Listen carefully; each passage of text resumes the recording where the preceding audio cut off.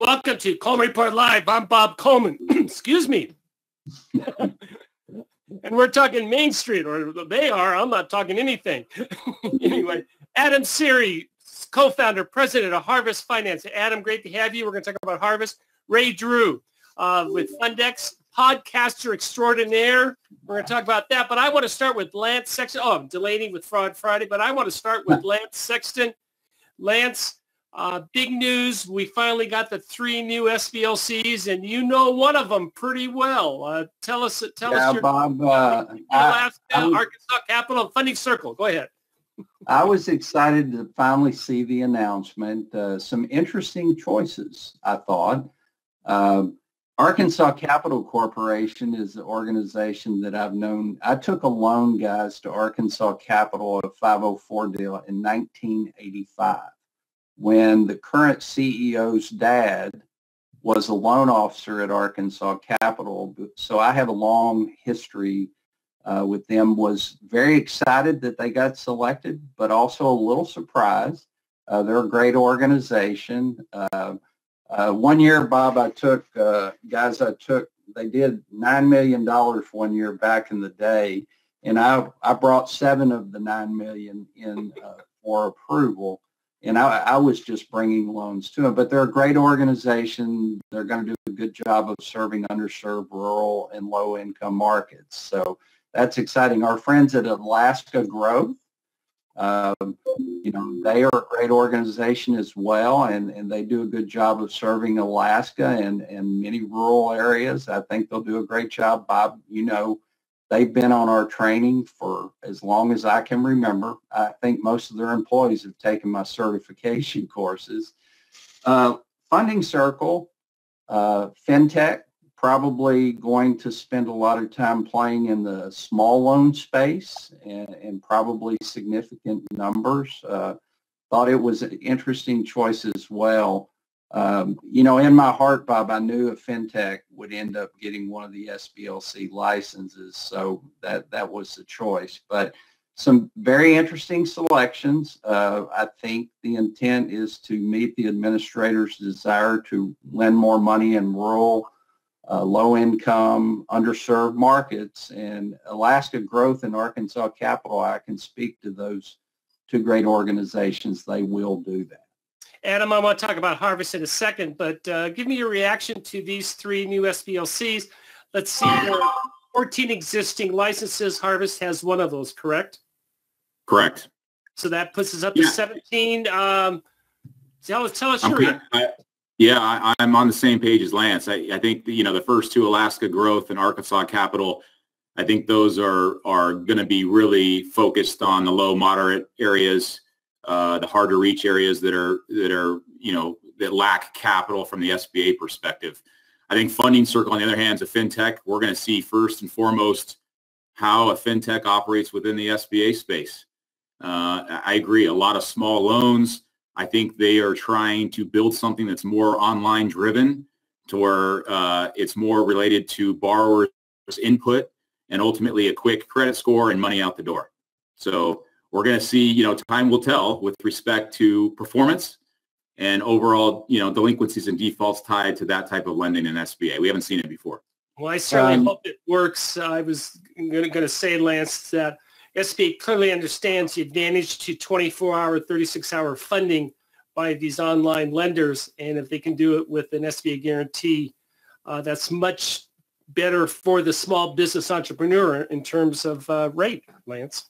Well, the thing about these choices, Alaska Growth has been in the SBA space in different ways over the years. Arkansas Capital has been doing SBA lending, either 504s, they are a CDFI. They've been in the space for more than probably 50 years.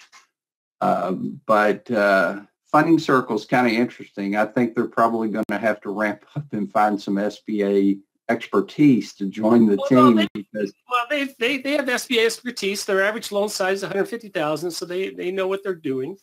But I think all interesting and good choices. So I do. Final comment.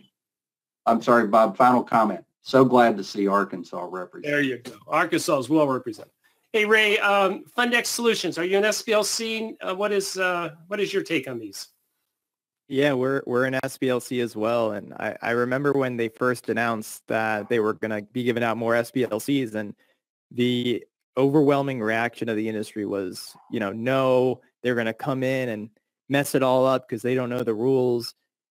First of all, most people don't know the rules these days, but I think the new SOP fixed a lot of that. But I had a little bit of a contrarian opinion, honestly, because first of all, any bank could come in and become an SBA lender, right? Start making SBA loans, and they could do it at scale, and they can also mess it up. I guess it was just that bad taste, I guess, from the PPP and the whole fintech situation with that, which I totally get. But honestly, if we're not getting it done on the small loans, which I'm not saying we are not, but if the SBA feels we're not, and in the underserved markets, granting some licenses to some targeted folks that are going to go in there and solve those problems sounds like a good idea to me. And I'm just pro competition in general. And there is a brand new SOP that had pretty big changes and kind of creates a level playing field for, the new folks coming in and the folks that have been doing it in a while. So we're going to see how it shakes out, but I'm kind of excited to see that these new guys are coming in. Great comments, Ray. By the way, we're going to have to up our game here. There's my microphone, but you have a nice setup there, Ray. We can help you with that, Bob. Ray, can you send me a large microphone? Right. There you go. Hey, Adam, let's talk about Harvest Finance, number 17th last year, 274 loans, $300 million. Congratulations. Tell us what's going on with Harvest and what your outlook is in 2024. Yeah, kind of where Ray touched on, we do real estate loans. That's what we do. So we're probably one of the only SBA lenders across the country that focus solely on first lien CRE. We're real estate guys and gals, and that's what we take pride in. We have Harvest Small Business Finance, which is our SBA 7A entity, where we fund 7A loans across the country, major MSAs. We have 40 salespeople across the country that are generating volume. Of that 40, we have 10 BDAs, junior guys and gals that are out there and combing the market for opportunities. We also have Harvest Commercial Capital. That's the other company within Harvest. And Harvest Commercial Capital houses 504 first trust deeds, small balance commercial non-SBA loans, and then also investor products. And we hold those on balance sheet until we hit critical mass, and then we securitize those products. So collectively, between both groups, our projected volume this year is around $700 million. SBA being, a big component of that, but also feel like we have a ceiling tied to what we can do in the SBA space just based off of that, multi-use 25-year CRE product. We're not doing M&A. We don't do working capital. We don't do equipment. Be more specific. What type of real estate? Do you go down? Do you do the gas stations, C-stores, hospitality? What is your appetite? We'll do all that real estate. We're really looking at the surrounding areas, right, where we're lending. We want to have well-positioned, high-growth areas that have stability in the event of default or liquidation, right? We can get out unscathed within 12 months and move on to the next one. So very, very real estate driven across the board. Again, we've got a great team. Our lineage is, prior to this was Plaza Bank. Prior to that was Lehman Brothers Small Business Finance. And prior to that was CNL Commercial Finance. And so we've got a good, asset generating group of BDOs, but ultimately we rely on our back office. And that's the key to our success. Let me team you down. Give me one or two hot areas that you're very bullish about, geographic areas. Well, we've always been a Southern California shop. And that's majority of what we do. I think in our last, looking at some of our analytics prior to the call, 57% of all volume we do is in Southern California and California specific. But also we're expanding in Texas. We just hired a couple BDOs in Texas. Florida, we're starting to make our ways in Florida and have some great producers there. New York, and up the coast, Oregon, Seattle, Pacific Northwest. Very good. Well, hey, Adam, I appreciate you coming on, telling the story. You have an open invite, so thank you very much. Hey, Ray, I wanted to invite you. I'm going to let Lance introduce you. The reason why we have you on, Lance, go ahead. Well, Ray has a podcast, and guys, frequently listen to podcasts, and I'll turn the podcast on and I go over here and I've got a problem with a loan, and I go and work on it, and I hear bits and pieces. Ray's podcast, The Art of SBA Lending, is, and I said that correctly, didn't I, Ray? Yes, sir. It's one of the best podcasts that I've listened to related to SBA lending. Ray has incredible guests, and he asks very insightful questions, and he just did an interview with Bob. Guys, if you haven't seen it, I was telling Bob and Ray, I listened to every single word of that podcast, so I highly encourage you to take a look at it. In addition to the fact that Ray is a strong producer of SBA loans. So here's Ray.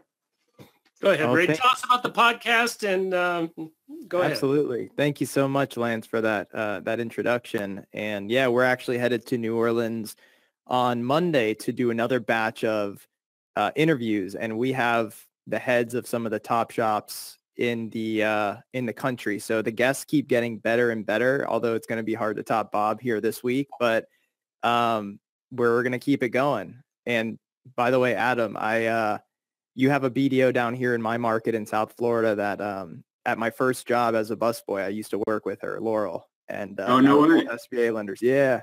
Yeah, Laurel's a stud. She's a rock star. She works her tail off. Absolutely. How do they access your podcast, Ray? You can just type it in wherever you listen to podcasts, The Art of SBA Lending, and then hit subscribe. And every Thursday, we're putting out a new episode. How long you been doing this?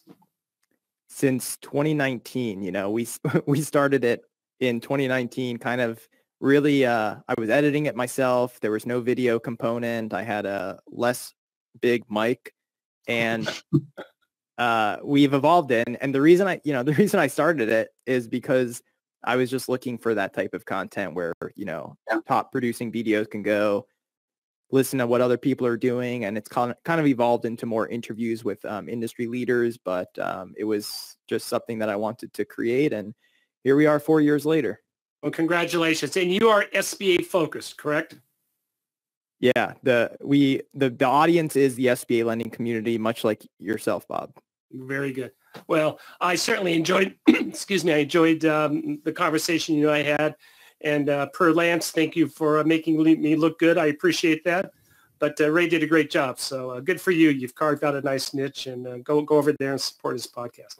And with that, go ahead. One final comment. We'll let Delaney take off. But Ray, I was very impressed by the amount of research that you had done prior to your interview with Bob, because I've seen many of you can go on YouTube and see Bob back when YouTube was first released, guys. So Ray had done a significant amount of research before visiting with Bob. Lance, you have a great way of dating you and I together. So we're the old guys.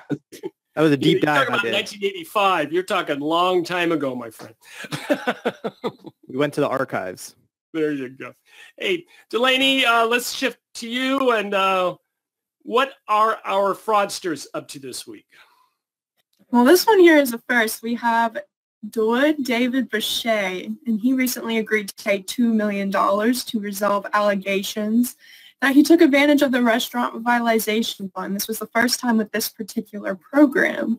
And so he owned many Denny's across New York and Arizona.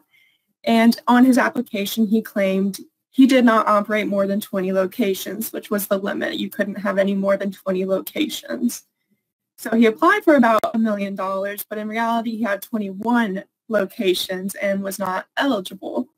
The whistleblower got $200,000, but this was a first with this program, and it is, to me, disappointing to see, especially in the Restaurant Revitalization Program or fund, since it was such a limited program.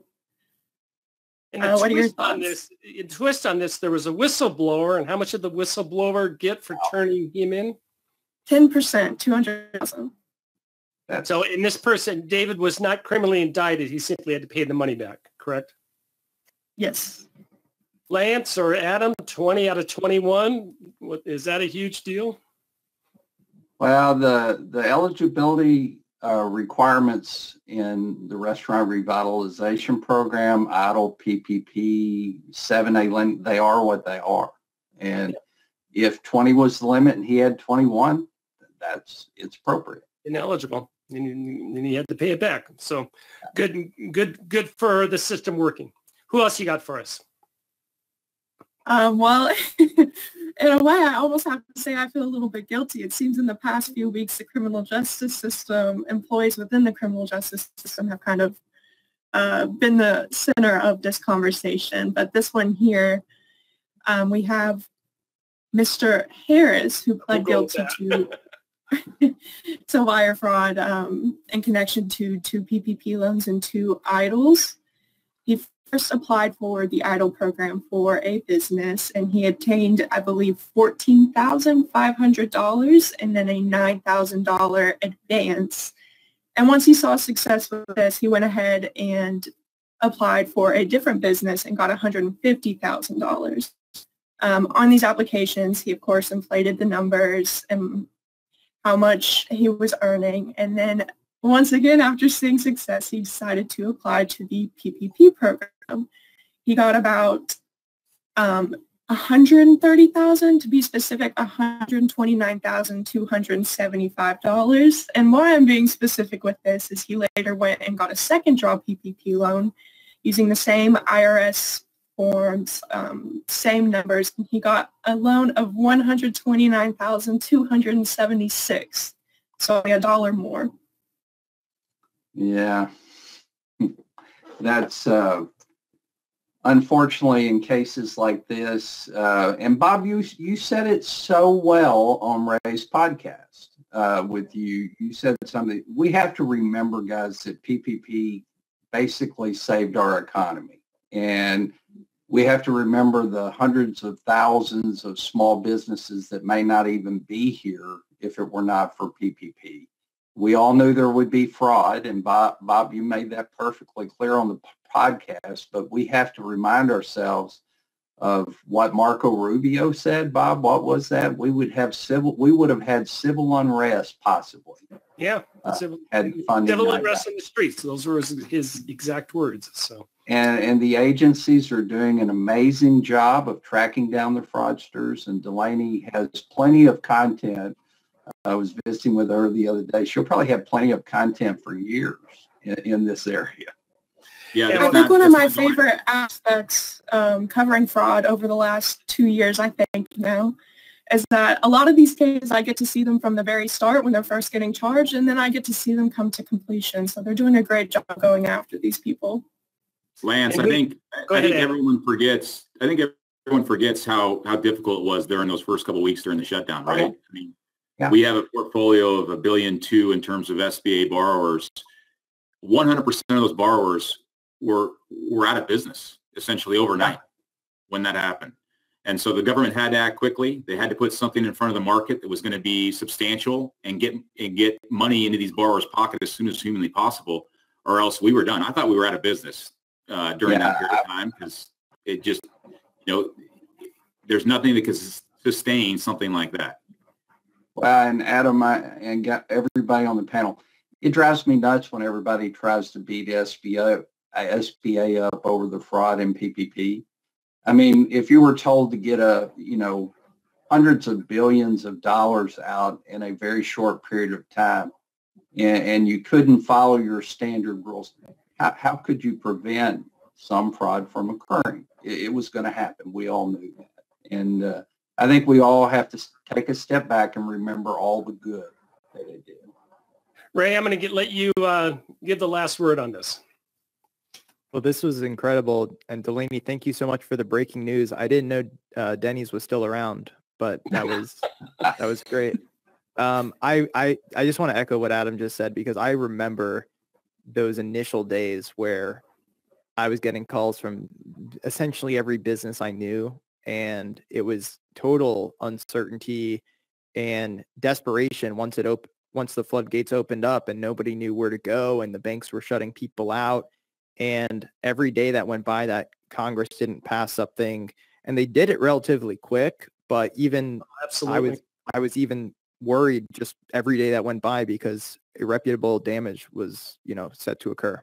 So SBA came in and saved the day.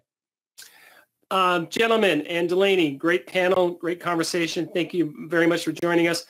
We are going to, we think we have our situation worked out to be able to stream a webinar with Teams on Monday. So we will get that to you. And of course, we also are on YouTube, which we appreciate that. And with that, thank you all for joining us. And Adam, Ray, shout out. Thank you guys. Thank you for joining us today for Coleman Report Live and supporting America's Main Street, one entrepreneur at a time. Have a good weekend.